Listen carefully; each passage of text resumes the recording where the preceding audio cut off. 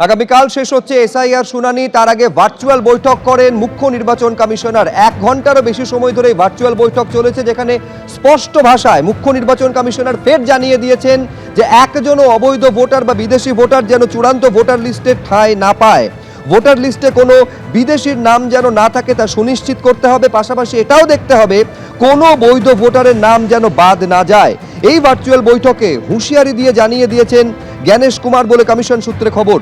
Video কনফারেন্সে রাজ্যের মুখ্য নির্বাচনী আধিকারিক মনোজ আগরওয়ালও ছিলেন। এছাড়াও জেলা নির্বাচনী আধিকারিক যারা জেলা শাসক তারাও উপস্থিত ছিলেন এই ভার্চুয়াল বৈঠকে। বৈঠকের আগে সিইও মনোজ আগরওয়াল কি বললেন একবার শুনুন। ইসিআই করছে, ফুল কমিশন করছে, ডিও সঙ্গে আমাদের সঙ্গে করছে ফুল কমিশন। এটা বিষয়বস্তু হবে এসআইআর নিয়ে, এসআইআর কি প্রোগ্রেস হয়েছে নিয়ে হয়েছে। আমাদের এখন ডেট আসছে 21 তারিখ মধ্যে সব ইআরও কে কাজ শেষ করতে হবে। 28 তারিখ মধ্যে রোল টানতে হবে, ওর আগে হেলথ চেকআপ করতে হবে, স্ক্রুটনি করতে হবে, এসব জিনিস আমার নলেজে। যদি ওরা হঠাৎ করে করতে চান তো ওরা মালিক আছেন যেটা করতে চান। মোটামুটি ইলেকশনকে নিয়ে প্রিপেয়ার তো টোটালি, যে ওনাদের কিছু জানাতে হলে যে হঠাৎ করে যদি কোনো নিশ্চয়ই আমরা অলওয়েজ প্রিপেয়ার থাকি। এর আগে আপনারা জানেন যে এর আগে যিনি মুখ্য সচিব ছিলেন মনোজ পান, তাকে নির্বাচন কমিশনের ফুল বেঞ্চের সামনে হাজির হতে হয়েছিল। এবার নন্দিনী চক্রবর্তী, যিনি এই মুহূর্তে এই রাজ্যের মুখ্য সচিব, তাকে দিল্লিতে তলব করা হয়েছে। তৃণমূলের তা নিয়ে কি প্রতিক্রিয়া, তৃণমূল মুখপাত্র অরূপ চক্রবর্তী কি বলছেন দেখবো একবার। কৃতদাস কমিশন, তাদের কোনো এখতিয়ারই নেই। যারা বলছেন নির্বাচনী বিধি লঙ্ঘন করা, তারা এইটুকুও জানেন না যে নির্বাচনী বিধি একমাত্র প্রযোজ্য হয় মডেল কোড অফ কন্ডাক্ট চালু হওয়ার পরে। নির্বাচন ঘোষণার আগে নির্বাচনী বিধি ভঙ্গ করার কোনো ঘটনাই হতে পারে না, কারণ নির্বাচনী বিধিটা আদর্শ আচরণ বিধি চালুই হয়। আসলে ওরা টার্গেট করেছিল 1,20,00,000 থেকে 1.5 কোটি মানুষের নাম বাদ দেবে। গায়ের জোরে বাদ দিতে গিয়ে যখন মুখ্যমন্ত্রী নিজে সুপ্রিম কোর্টে শুনানিতে অংশগ্রহণ করেছেন, ওই লজিক্যাল ডিসক্রিপেন্সির অসভ্যতাটা এক্সপোজ হয়ে গেছে। সুপ্রিম কোর্টের ধ্যাতানি খেয়ে মাইক্রো অবজারভারদের হাত গুটিয়ে সুসুর করে পালাতে হচ্ছে বাংলা থেকে। তখন এই ভোট চুরি করতে না পারার গায়ের ঝাল মেটানোর জন্য এই ধরনের অসভ্য বর্বর অর্ডার আবারও প্রমাণ করলো যে নির্বাচন কমিশন আসলে বিজেপির কৃতদাস কমিশন ছাড়া আর কিছুই নয়। এবার পুরো বাজেটকে হামটি ডামটি বাজেট বলে আক্রমণে বিজেপি। 111 কোটি টাকার ঘাটতি বাজেট পেশ হয়েছে কলকাতা পুরসভায়, আর তাকেই হামটি ডামটি বাজেট বলে আক্রমণ করল বিজেপি। নির্ধারিত আয়ের লক্ষ্যমাত্রায় পৌঁছতেই পারেনি পুরসভা। পানীয় জল সহ অধিকাংশ ক্ষেত্রে নির্ধারিত খরচ করতে পারেনি। রাজ্য সরকারের লক্ষ্মীর ভাণ্ডারের উল্লেখ পুরো বাজেটে কেন থাকবে বলে প্রশ্ন তুলছে বিরোধীরা। হামটি ডামটি বাজেট বলে আক্রমণ শানিয়েছেন সজল ঘোষ। পাল্টা মেয়রের দাবি, সব ক্ষেত্রেই উন্নয়নে নজর দেওয়া হয়েছে। পরের খবরে আসবো। তৃণমূলে যোগ দিলেন বিজেপির ময়নার নেতা চন্দন মণ্ডল। আজকে সাংবাদিক বৈঠক করে কুণাল ঘোষ এবং চন্দ্রিমা ভট্টাচার্যের উপস্থিতিতে এই যোগদান পর্ব সম্পন্ন হয়। চন্দন মণ্ডল, যিনি বিজেপির জেলা কমিটির প্রাক্তন সদস্য, তিনি আজকে তৃণমূল কংগ্রেসে যোগদান করেন। তার দাবি, দলে থেকে কাজ করতে পারছে না, তাই তৃণমূলে যোগদান। এখানে সিদ্ধান্ত নিলাম ময়নার মানুষের জন্য আমি ভারতীয় জনতা পার্টি ছেড়ে তৃণমূল কংগ্রেসে যোগদান করলাম, এবং ময়না আগামী বিধানসভা নির্বাচনে তৃণমূল কংগ্রেস জয়লাভ করবে। আমার নামে কুৎসা রটনা করলেও কোনো মানুষ বিশ্বাস করবে না, কারণ আমি প্রশাসনিক ক্ষমতায় আজ পর্যন্ত কোনোদিন বিলং করিনি। আমার মিসেস এই মাত্র 2 বছর 2.5 বছর শুধু গ্রাম পঞ্চায়েতের একজন সদস্য।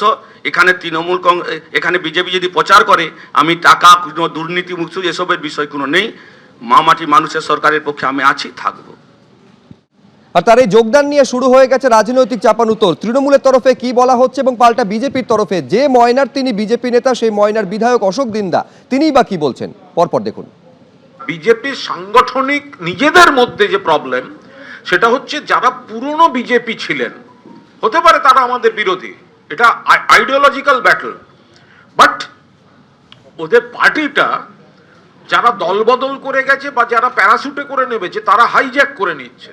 ফলে যারা পুরনো দিনের বিজেপি তারা সেখানে সাফোকেটেড ফিল করছেন।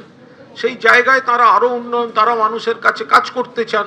সেখানে তারা বিচার করে দেখেছেন যে একটা সেকুলার, ডেমোক্রেটিক, প্রোগ্রেসিভ ফোর্স হচ্ছে Trinamool Congress under the leadership of Mamata Banerjee and Abhishek Banerjee.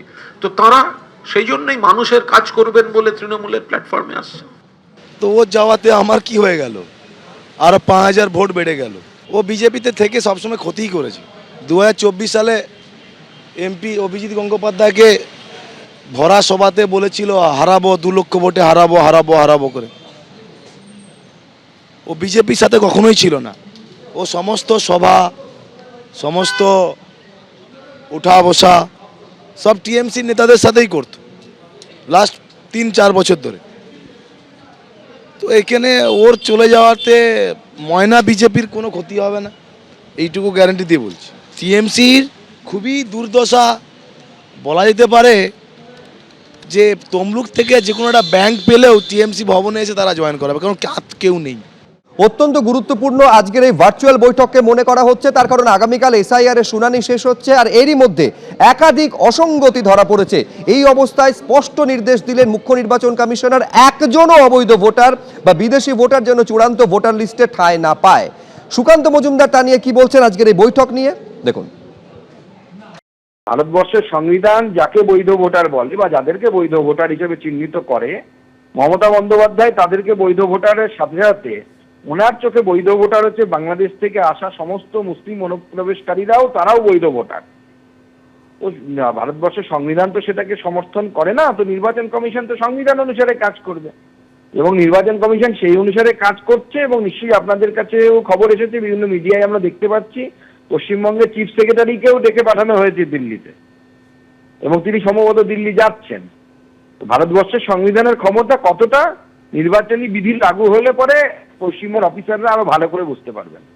আগামীকাল শেষ হচ্ছে এসআইআর শুনানি, তার আগে ভার্চুয়াল বৈঠক করেন মুখ্য নির্বাচন কমিশনার। 1 ঘন্টারও বেশি সময় ধরে ভার্চুয়াল বৈঠক চলেছে, যেখানে স্পষ্ট ভাষায় মুখ্য নির্বাচন কমিশনার ফের জানিয়ে দিয়েছেন যে একজনও অবৈধ ভোটার বা বিদেশি ভোটার যেন চূড়ান্ত ভোটার লিস্টে ঠাঁই না পায়। ভোটার লিস্টে কোনো বিদেশির নাম যেন না থাকে তা সুনিশ্চিত করতে হবে। পাশাপাশি এটাও দেখতে হবে কোনো বৈধ ভোটারের নাম যেন বাদ না যায়। এই ভার্চুয়াল বৈঠকে হুঁশিয়ারি দিয়ে জানিয়ে দিয়েছেন জ্ঞানেশ কুমার বলে কমিশন সূত্রে খবর। ভিডিও কনফারেন্সে রাজ্যের মুখ্য নির্বাচনী আধিকারিক মনোজ আগরওয়ালও ছিলেন। এছাড়াও জেলা নির্বাচনী আধিকারিক, যারা জেলা শাসক, তারাও উপস্থিত ছিলেন এই ভার্চুয়াল বৈঠকে। বৈঠকের আগে সিইও মনোজ আগরওয়াল কি বললেন একবার শুনুন। ইসিআই করছে, ফুল কমিশন করছে, ডিও সঙ্গে আমাদের সঙ্গে করছে ফুল কমিশন। এটা বিষয়বস্তু হবে এসআইআর নিয়ে, এসআইআর কি প্রোগ্রেস হয়েছে নিয়ে হয়েছে। আমাদের এখন ডেট আসছে 21 তারিখ মধ্যে সব ইআরও কে কাজ শেষ করতে হবে, 28 তারিখ মধ্যে রোল টানতে হবে, ওর আগে হেলথ চেকআপ করতে হবে, স্ক্রুটিনি করতে হবে, এসব জিনিস আমার নলেজ নেই। যদি ওরা হঠাৎ করে করতে চান তো ওরা মালিক আছেন, যেটা করতে চান। মোটামুটি ইলেকশনকে নিয়ে প্রিপেয়ার তো টোটালি, যে ওনাদের কিছু জানাতে হলে যে হঠাৎ করে যদি কোনো নিশ্চয়ই আমরা অলওয়েজ প্রিপেয়ার থাকি। এবিপি আনন্দ, এগিয়ে থাকে, এগিয়ে রাখে।